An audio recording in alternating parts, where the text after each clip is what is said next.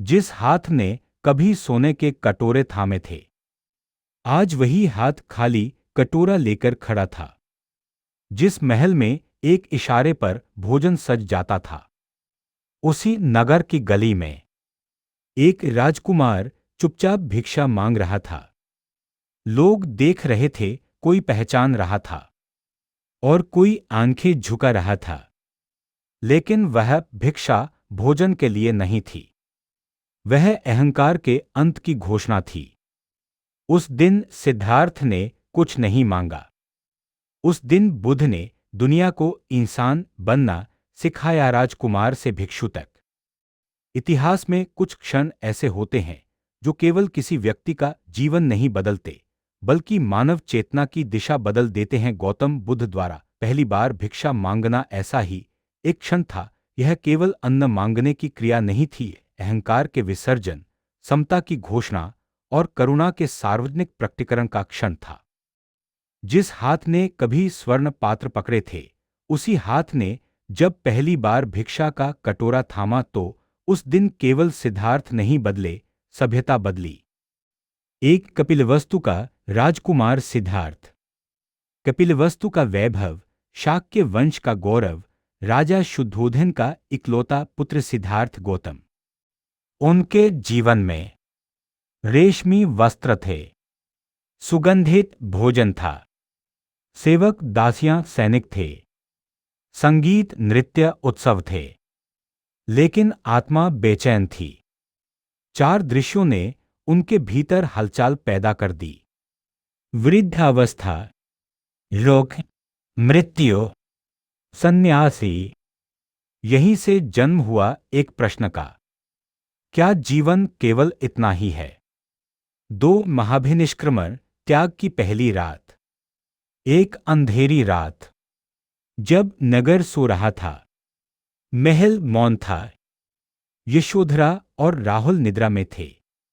सिद्धार्थ ने राजसी वस्त्र उतारे, आभूषण छोड़े, घोड़े कंधक पर सवार हुए और कहा, मैं सत्य की खोज में जा रहा हूं।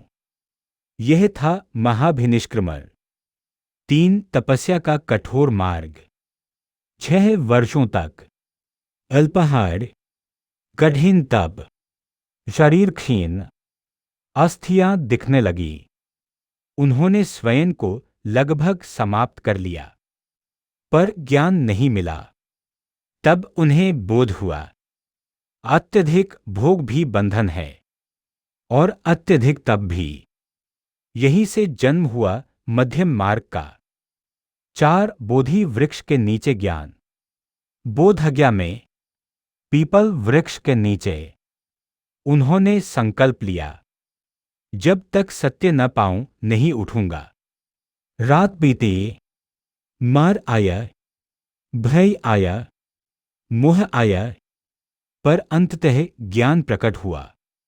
सिद्धार्थ बने गौतम बुद्ध। 5 ज्ञान के बाद पहला प्रश्न।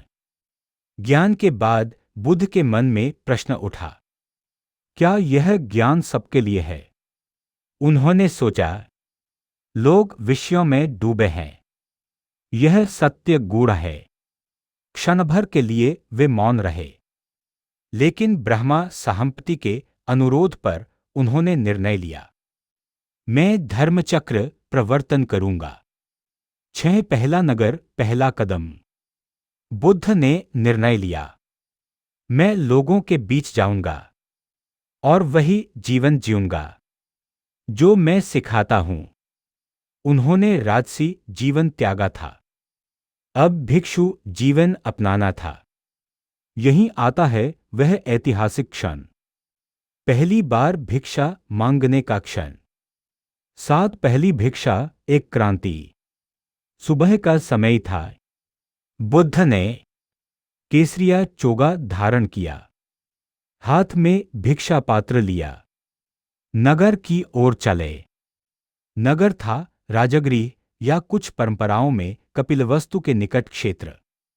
लोग चौंक गए, यह तो शाक्य राजकुमार है, यह भिक्षा क्यों मांग रहा है? कुछ ने आंखें फेर ली, कुछ हंसे, कुछ रो पड़े। 8 राजा शुद्धोधन का आघात। जब यह समाचार राजा शुद्धोधन तक पहुंचा, वे व्याकुल हो उठे।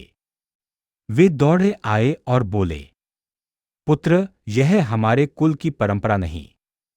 तुम राजा के पुत्र हो, भिक्षुक नहीं। 9 बुद्ध का ऐतिहासिक उत्तर। बुद्ध शांत थे। उन्होंने कहा, पिताजी, आपका कुल शाक्य है, मेरा कुल अब आर्य है। शाक्य कुल की परंपरा राज करना है, बुद्ध कुल की परंपरा भिक्षा मांगना है। यह वाक्य इतिहास की धुरी बदल देता है। 10 भिक्षा का अर्थ केवल भोजन नहीं। बुद्ध के लिए भिक्षा दया का आदान प्रदान थी, अहंकार का विसर्जन थी, समाज से जुड़ने का सेतु थी। भिक्षा मांगकर उन्होंने कहा, मैं तुमसे बड़ा नहीं हूं, मैं तुमसे छोटा नहीं हूं, मैं तुम्हारे समान हूं। 11 पहली भिक्षा देने वाला। कथाओं में कहा गया है, एक साधारण गृहस्थ महिला ने थोड़े चावल, साग, प्रेम के साथ भिक्षा दी। बुद्ध ने उसे ऐसे स्वीकार किया मानो वह अमृत हो। उस दिन पहली बार साधारण मनुष्य महान बन गया। 12 समाज पर प्रभाव। उस एक घटना से जाति की दीवार हिली। ब्राह्मण और शूद्र समान हुए, राजा और भिखारी बराबर हुए। बुद्ध ने बिना भाषण दिए संपूर्ण सामाजिक दर्शन प्रस्तुत कर दिया। 13 विनय, पिटक और भिक्षा। बाद में बुद्ध ने संघ के लिए नियम बनाए। दिन में एक बार भिक्षा, लोभ नहीं, संग्रह नहीं, अपमान नहीं, भिक्षा अधिकार नहीं, अनुग्रह है, यह सिखाया। 14 आज के समय में संदेश। आज जब अहंकार बढ़ रहा है, भोग ही लक्ष्य बन गया है, लेने की भूख है, बुद्ध की पहली भिक्षा हमें सिखाती है, मांगना भी साधना है, अगर उसमें विनय हो। 15 निष्कर्ष, वह क्षण अमर क्यों है। गौतम बुद्ध का पहली बार भिक्षा मांगना त्याग का सार्वजनिक प्रमाण था, करुणा की घोषणा थी, समता की नींव थी। उस दिन एक राजकुमार पूरी तरह बुद्ध बना। मानवता ने नया मार्ग पाया। अंतिम पंक्तियां। जिस दिन बुद्ध ने पहली भिक्षा मांगी, उस दिन उन्होंने संसार से कुछ नहीं लिया, उन्होंने संसार को बहुत कुछ दे दिया। सोचिए, अगर एक राजकुमार झुक सकता है, तो हमारा अहंकार क्यों नहीं। अगर बुद्ध भिक्षा मांग सकते हैं, तो हम करुणा क्यों नहीं बांध सकते। उस खाली कटोरे में केवल अन्न नहीं था, उसमें विनय था, समता थी और शांति थी। बुद्ध उस दिन भूखे नहीं थे, भूखी तो हमारी आत्माएं थीं।